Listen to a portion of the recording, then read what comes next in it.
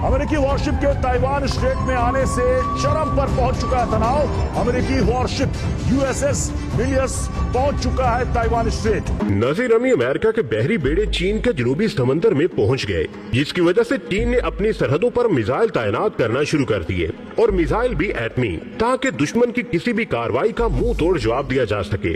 और साथ ही चीन ने अमेरिका को वार्निंग दे दी है कि अगर चीन के खिलाफ कोई कार्रवाई की गई तो इसका कोई बेड़ा भी वापस नहीं जा सकेगा और उसे यहीं इस समंदर में दफन कर दिया जाएगा। क्या अमेरिका ताइवान मिलकर चीन पर हमला करने वाले हैं? चीन ने अपनी समुद्री सरहद पर एटमी मिसाइल क्यों लगा दिए हैं? आज की इस वीडियो में हम आपको चीन अमेरिका के दरमियान खराब होते हालात के बारे में अहम मालूमात फराहम करने की कोशिश करेंगे। नाज़िर अमी अमेरिका ने जो सुबकी अफगानिस्तान में उठाई है, इसको वो हजम नहीं हो रही और वो इस खित्ते में अपना तसल्लुत बरकरार रखना चाहता है। इसलिए इसने चीन के जनूबी समंदर में अपने बहरी बेड़े भिजवा दिए हैं और चीन पर दबाव बढ़ाने की कोशिश में है।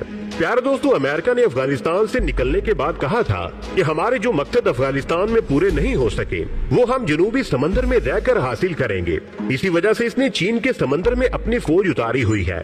इससे पता चलता है कि अमेरिका जो 20 साल तक अफगानिस्तान में रहा, इसका मकसद दहशत गर्दों को खत्म करना नहीं था, बल्कि इसका मकसद रूस और चीन की निगरानी करना था और इनकी ताकत पर नजर रखना था। इसकी वजह ये थी कि अमेरिका को पाक चीन स्टी पैक मंसूबा एक आंख नहीं बाता, कभी भारत को आगे कर देता है, कभी खुद कोई बहाना साजी करने लगता है। नाज़िर अमी दूसरी तरफ चीन की तरक्की भी इसे बहुत तकलीफ देती है और वो समझता है कि इसकी मनापली अगर किसी मुल्क ने दुनिया से खत्म की तो वो चीन ही होगा और अगले दिनों की सुपर पावर भी चीन बन जाएगा। इसके साथ साथ रूस भी अमेरिका को दिन में तारे दिखाने के चक्रों में है और वो समझता है कि अब वक्त है कि अमेरिका को तिगनी का नाच नचाया जाए, इसलिए कि इसने रूस के टुकड़े करने में अहम किरदार अदा किया था और रूस को इसका बदला लेना है। प्यारे दोस्तों, रूस और चीन ने ये मंसूबा बंदी की हुई है कि जहां भी अमेरिका सामने आएगा, दोनों मिलकर इसका मुंह तोड़ेंगे।